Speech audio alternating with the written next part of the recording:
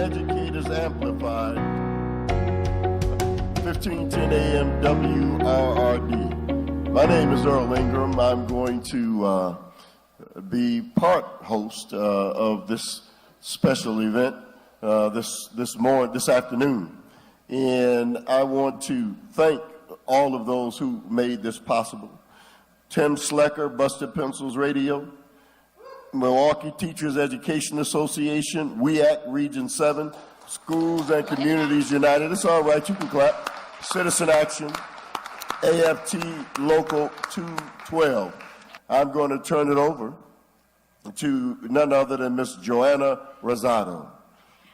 Thanks, Earl. Hey, everybody. Welcome to Educators Amplified Part 4, the gubernatorial edition. My name is Joanna Rosado, and I'm a public school teacher and WEAC Region 7 member. I'm so thrilled to be joined today by hundreds of other public educators and their supporters here at the Miramar Theater on Milwaukee's East Side, as well as those out there listening and streaming in. We are all set to have a great show. The Educators Amplified planning team have identified 5 topics for candidates to respond to today. Candidates, we encourage you to be you and present your intuitive thoughts. We'd like to establish a rapport and an environment similar to a healthy classroom, where you will be seen, heard, and valued. We do not expect you to have the right answer. We'd like to engage you in real talk about real education issues with real public educators and advocates. We encourage you to interact with one another and with the questioner. So all of our questioners will be seated up here and coming up this way. And so truly, we encourage it to be conversational with each other and with us. So let's get right to it. I'm the first questioner. So I'll kick it off with the first topic, which is testing and standardization. Okay? Everyone know what that is? Well, you're about to find out. School accountability measures based on standardized test scores has been the only reform that education policymakers have been committed to for 20 years. The recently released NAEP scores indicate that even with this decades-long focus, scores remain flat. Do you believe we should continue test-based accountability, and why?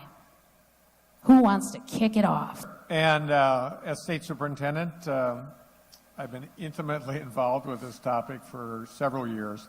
And you're right, they're testing, weighing things regularly doesn't necessarily mean you're going to get the right answer and that you're going to actually get at what schooling is all about. So am I a proponent of increasing testing? No, but I do believe that testing does serve a purpose. I think people need to think through on this topic of testing and standardization. The actual state test takes up very little of a student's time for average third grader. I'm just talking about the state test. It's about an average of 1 day out of the school year. Now, is that 1 day important? It could be doing something else, absolutely. But what do we need to do, in my opinion, is we have to find a way to better, in our accountability system, better recognize and reflect what actually is going on in schools. That's a critical thing. Thank you. I do want to hear from the other candidates, yes. But as a classroom teacher, I would say it's more than 1 day. Okay. Go ahead. So, I think there is one thing that we can say about testing, which is that its greatest accomplishment has been sapping the joy from the classroom, taking away teachers' joy in teaching and students' joy in learning. And I think the parents hate it too. I know this is a mom and a stepmom of 4 girls, and if we want to understand what's happening in the classroom, testing gives us a very limited window. It's a picture of one type of assessment on 1 day, and we have put basically all of our eggs and all of our political capital into that one basket, and it's made some of the testing companies very, very wealthy. We need a much different approach that restores the teacher and the teacher's autonomy and professionalism to the classroom as the central way that we are going to evaluate students and how much they have grown over the years. I think that's the best thing that I can say. If you look at the scores overall, the NAAP scores, they've really been flat. But if you disaggregate them, what you can see is that there have been increases for upper middle class students, for white students, but for working poor students, for students of color, the scores have actually gone down. So obviously, the path that we're on is not working, and we need a divergent path. Thank you. You know, the thing about testing is that you put together a system like that, and pretty soon people are teaching to the test. So what if anything is actually being represented by the results of the test? I think that, you know, I think that brings skepticism into the system. And to be quite frank, I think we are relying too much on testing. And to be quite frank, I think that while we need to make absolutely certain that folks are learning what they're supposed to learn, we have a system right now where teachers are not given the resources that they need. They're not given the respect that they need. And the system is broken in that respect. And this needs to be turned around, and that's something that's going to be a priority when I'm governor. There's an overemphasis of what teachers are doing in the classroom. Well, the reality is there's a myriad things that affect each and every one of these students. Teachers are professionals. Teachers are working as hard as they can to address the needs of their students. But the fact of the matter is there are kids coming in destitute poverty. The fact of the matter is kids are coming from dysfunctional homes often. I really have reached the point where I think the best single thing that we could do for schools is to keep state and national politicians as far away from them as possible. We're testing kids to death. I heard Tony Evers say earlier that it's just one day a school year. Any teacher in the room knows that that's not the case. We're putting teachers in a position where they're set up to fail. We're not allowing them to use their professional expertise. They already know how to evaluate student performance.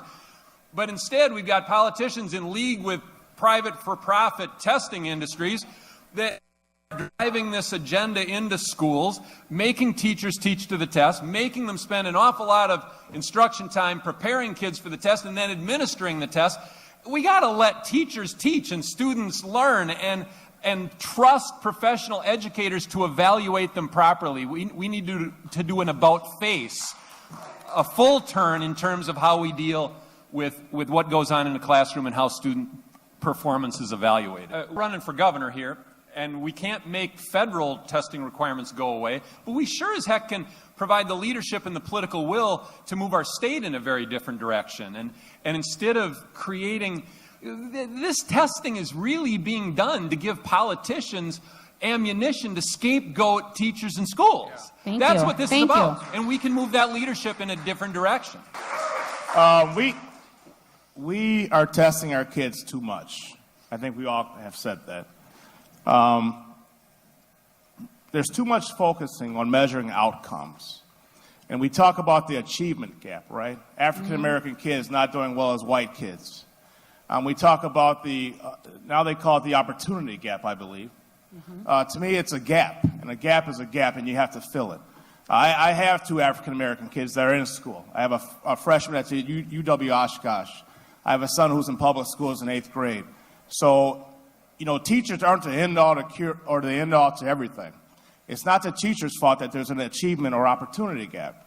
The fault a lot of times lies in what's happening in our community. So if there's not opportunity in communities, if we're not actually taking care of fair housing and people and children getting the ability to eat before they go to school, if we don't have opportunities for their parents, if we don't have actually a minimum wage that is good for everybody, if we actually don't take care of our communities, then we're not going to fulfill the achievement gap, because the teacher can't be the babysitter, the teacher, the mental health professional, and everything else. If you don't have wraparound services for kids actually to be successful, if you don't put the ability for kids to be successful, then we're not going to change the achievement gap. We're going to keep having forums like this and talk about it, and nothing's going to get done. So we can't just keep talking about testing and everything. We actually have to do something about it. And if we keep having town halls like this and talk about the problem without identifying the problem, then we'll just keep talking about the problem. There's a place for standardized testing, traditionally the SATs, the ACTs, the LSATs, and so on. When George Bush and the Republicans got in, they put in No Child Left Behind. They have this rigid, mechanistic, anti-education idea that these testing will then spill back on teachers, and teachers, to basically keep their compensation and their ratings, would teach to the test. I think that is dead wrong. Barack Obama did the right thing in 2015 by passing the All Children Succeed Act, which modified that somewhat. But I do not believe that you can have standardized testing in grade schools and high schools and then somehow judge teachers by that and somehow judge performance only by that. I want fully educated people, and I do not want Republican policies that look at mechanistic standardized testing outside of where it should be, which are the SATs and the ACTs. And so I would, in Wisconsin, make it very, very clear, we are not penalizing teachers. We're not doing anything. We're not teaching them the test. We're going to fully educate children. Yeah. All right. I do have personal experience besides talking to many teachers. My wife, Mary, in Germantown, speech and language therapist, was on M teams for 30 years, for more than 30 years, working with children with autism, children with all kinds of disabilities. And the paperwork at the end got so oppressive, it got so mechanistic. I would frankly defer to the expertise and the good faith of teachers. Just like at the state level, I'd restore local control at the university, shared governance. So too with high school and grade school teachers. I would say, look, I would get rid of a lot of that paperwork, get rid of a lot of the rigid mechanistic approach to testing, and leave it to the discretion of teachers and principals and local school districts.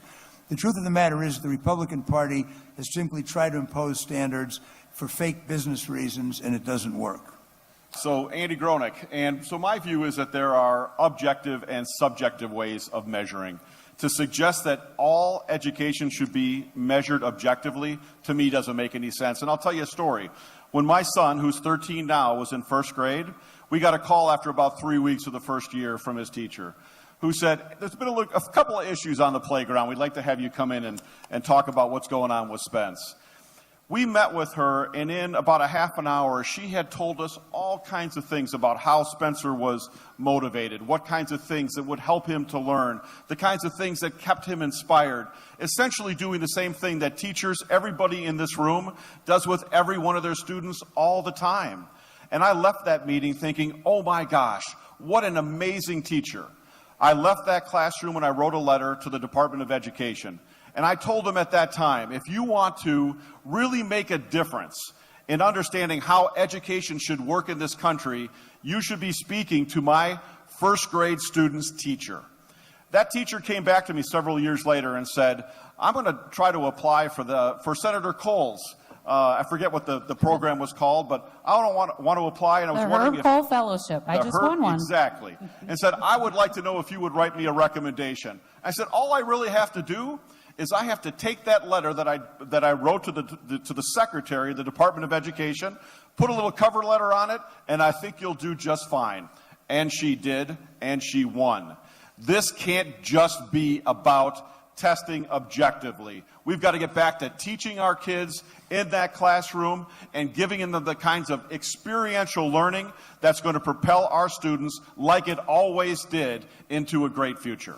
I'll tell you that when I spent 18 months talking to over 700 people all over the state before I decided to run, and many of those people were teachers, some were students, parents, administrators, you name it. Right now, our teachers in our classrooms are bogged down with so much reporting that takes time away from actually being able to be engaged with students in the classroom. It is unbelievable. I have an 8th grader right now, and I have a 4th grader right now. Both of my kids come back and tell me about the next test that they're doing this week. It's test after test after test. And some of those test results are not even available to teachers for weeks or months. So it's not like this information is going to be adapted into the classroom learning experience so that whatever shortfalls or examples of great learning that's happening, that somehow we can build upon those building blocks. That's not the way it's working. So tailoring this back, giving teachers more one-on-one time in classrooms that are properly sized so that they can able to provide that one-on-one real teaching experience that we all know is great in the state of Wisconsin. Those are the kinds of things that I'm going to fight for as governor. Thank you.